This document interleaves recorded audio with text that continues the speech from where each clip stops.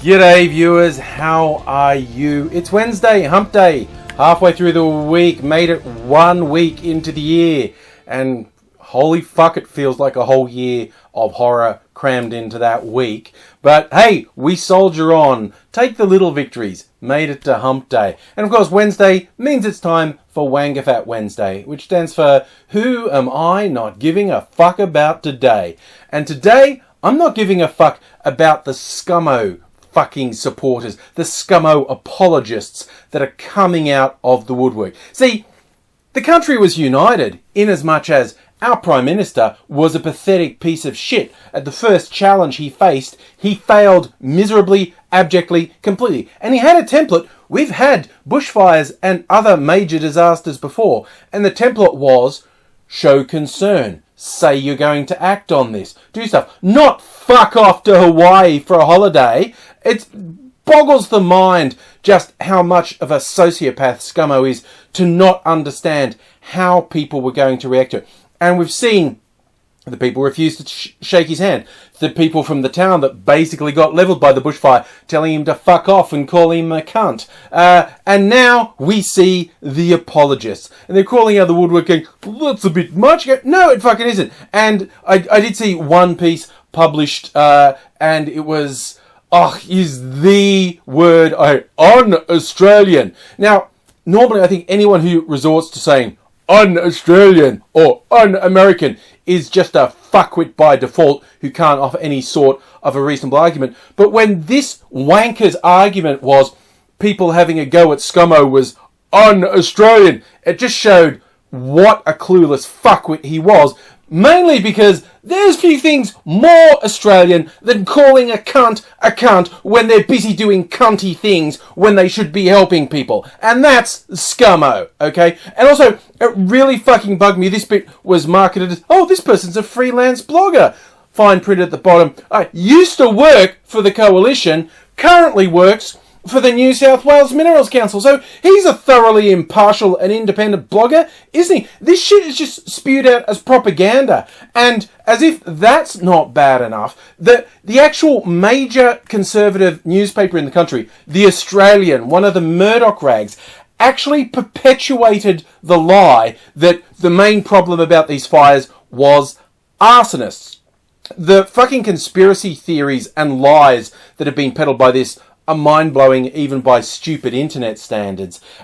The original one was, it's the Greenies' fault because they stopped the preventative burns from going through. Like, the Greenies, who have no power anywhere, they somehow stopped the government from enacting policy. Besides the fact that is clearly, on its face, absolutely ridiculous. It's factually wrong. The actual authorities have said again and again and again and again, this is not true. We have done controlled burns. Just these fires are so extreme, which is a byproduct of the climate change catastrophe we're facing, that the preventative burns were no good. It just ripped through places that normally we would not expect the fire to go out of control, because this is our new normal, catastrophic fires all season.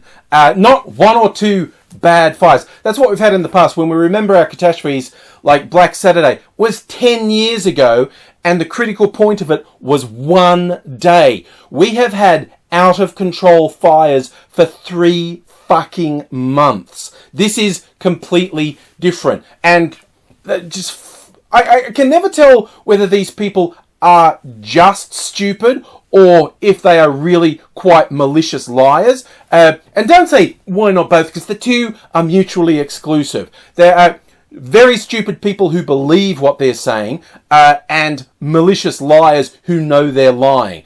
Just like, it's mind-blowing. The Greens did it. That's obviously impossible. Double that up with the people who actually know, saying, no, we've been doing the burns. Trust me, it just can't deal with this type of fire. And then it proceeded to a truly quite deranged conspiracy that Greenies, climate change alarmists, were deliberately lighting the fires and causing the destruction because they wanted to say that it was climate change. And that's just fucking sick. And then that ended up getting perpetuated. And this is by the government and the major conservative media outlets perpetuated both people are concerned about the lack of backburning, and it's factually wrong, but they keep fucking saying it. And then they went with, it's like over 200 people got arrested for arson this bushfire season, which is a fucking lie. The Victoria Police said there's no evidence whatsoever of arson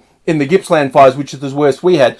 In New South Wales, around 20 people are facing arson charges, and unfortunately, this happens every fire season. For whatever reason, there are some people who deliberately light fires.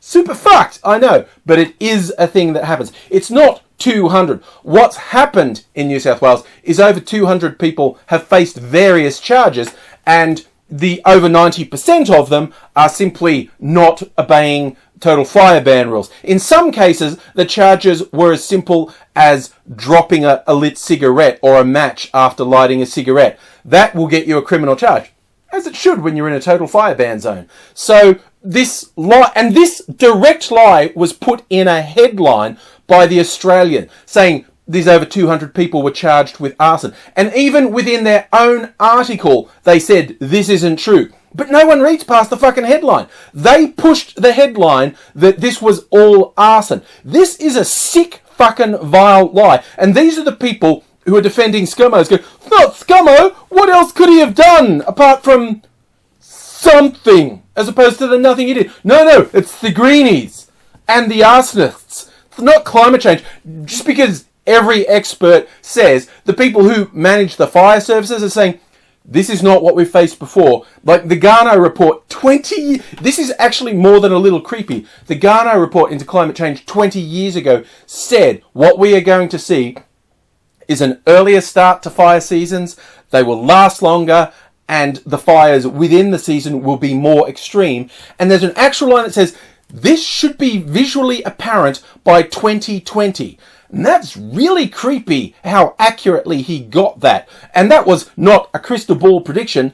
That was science. And again, the people who know the science say, yes, this is a result of climate change. Climate change didn't light the fires. Stop saying stupid fucking shit like, you can't say having a better climate change policy would have meant these fires never happened. No, you can't say that, because it's a complex system and it's a long-term problem, and the solution will also be complex and long-term. But climate change is creating the environment that allows this to happen. It sees us facing serious fires in September rather than December, January. It sees fires burning for months rather than days, and it sees the window we have to try and manage the fires when it's comparatively safe shrinking and shrinking. So the situation is only getting worse. There is only radical options open to us, and these snivelling, toadying, lying, vile sacks of shit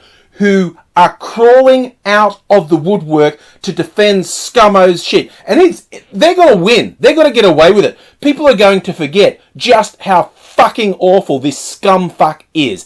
And we're fucking doomed, okay? This is the new normal. This is the chaos that happens. The Northern Hemisphere had a series of bad fires in their last summer.